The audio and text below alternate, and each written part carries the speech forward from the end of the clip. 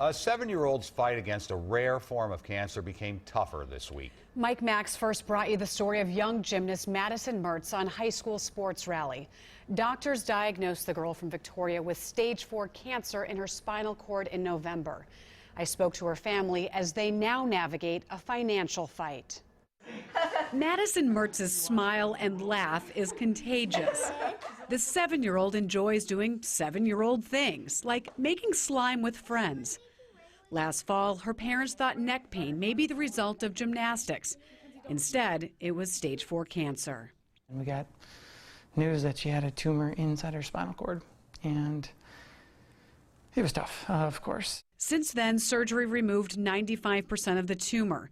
She's gone through radiation and now needs chemotherapy drugs. At first I thought, it'll get approved because things just get approved. In the hospital, it was taking care of it. And, the first one was denied. And then, okay, well, we'll go through a second denial. And the second one was denied, and they used the word investigational.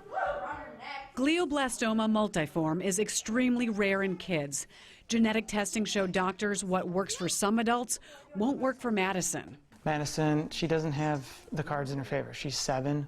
She's a pediatric patient. All the studies are in adults. The team treating her at Children's Minnesota is doing everything they can to give her more time with her family. There are targeted chemotherapy drugs Dr. Ann Bendel thinks could help Madison.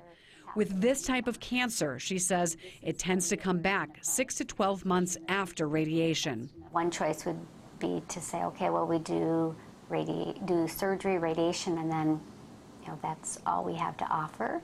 The other option is to say maybe there's something out there that will work that we don't have proof that it will work, but at least it gives us hope. And that's what Dr. Bendel has prescribed, hope, with chemo drugs that will cost $20,000 a month if not covered by insurance. I don't know if the system's broken. I don't know if it was ever right, but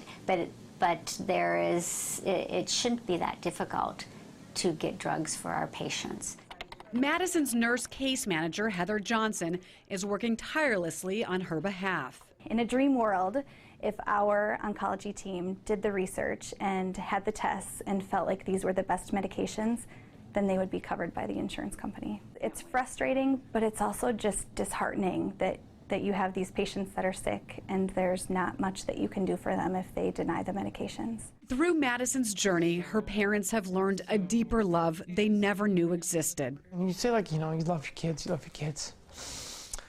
But when, this happens, the love is it's overpowering.